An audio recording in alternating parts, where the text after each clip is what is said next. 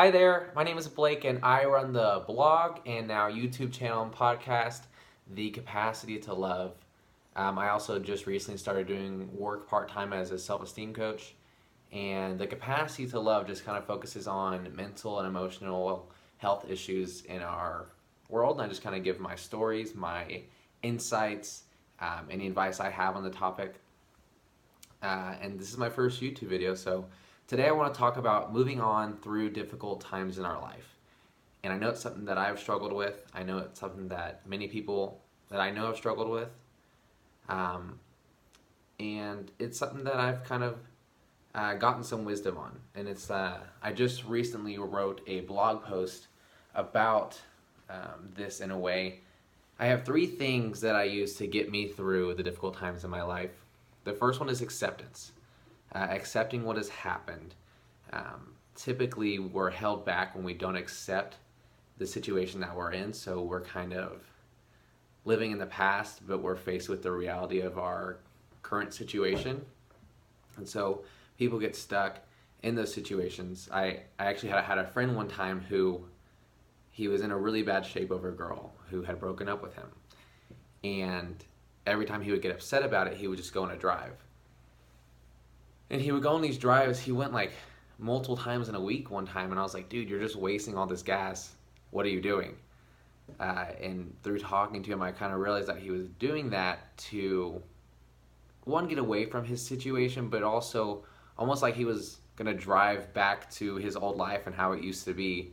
And that's where issues arise. Like when we're so stuck in the past, we can't face our current situation. We can either let our past ruin us or let it rebuild us. Secondly is forgiveness, and that's the blog post that I just wrote this week. I wrote just all about forgiveness. You should check it out. And I want to say that I know forgiving someone is hard. And if you need to forgive yourself, I know that forgiving yourself is hard too, especially when you've done something bad. We've all done something bad.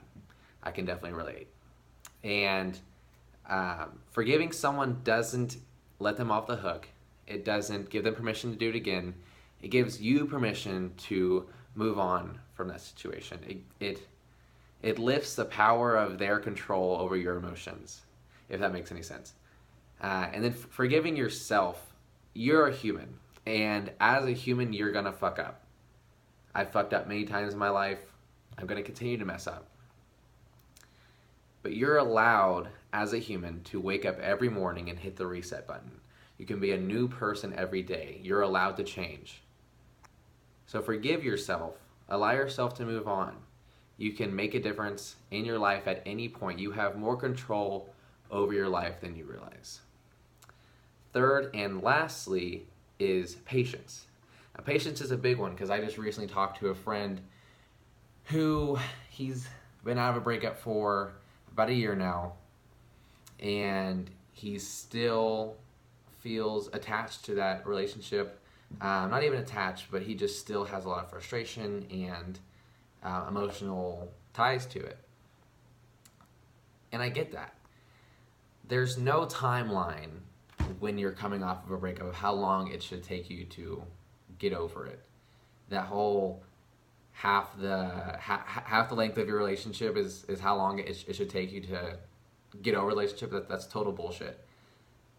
From what I've seen, it's typically just about what that relationship meant to you at the end and kind of your own set of coping skills. I've seen marriages that lasted 10 plus years and they get over it in 2 months. And I've seen people get out of a relationship that was a month long and be stuck on that same person for years. So there's really no timeline. You have to give yourself patience, and when you kind of rush your emotions, you're not able to actually face them and get over them yourself. We tend to, like, as a society, kind of avoid our emotions. It's like you're at the Great Wall of China and you're right in front of it, right? But you're not looking at it. It's like, this is the Great Wall of China. I'm just walking along the Great Wall of China trying to get around it.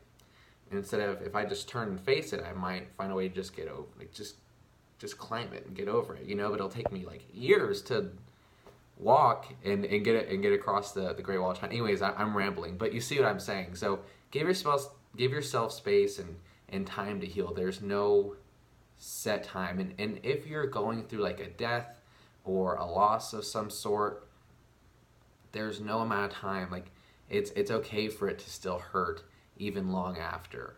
There's a difference between being sad about that person not being in your life and appreciating who they were and what they did for you, and kind of wallowing in it and allowing it to ruin your life, because we don't want it to ruin our life. It's kind of a choice at that point, right? We want we want to live amazing lives, and so whenever we're allowing ourselves to wallow in our pain, we're kind of holding ourselves back.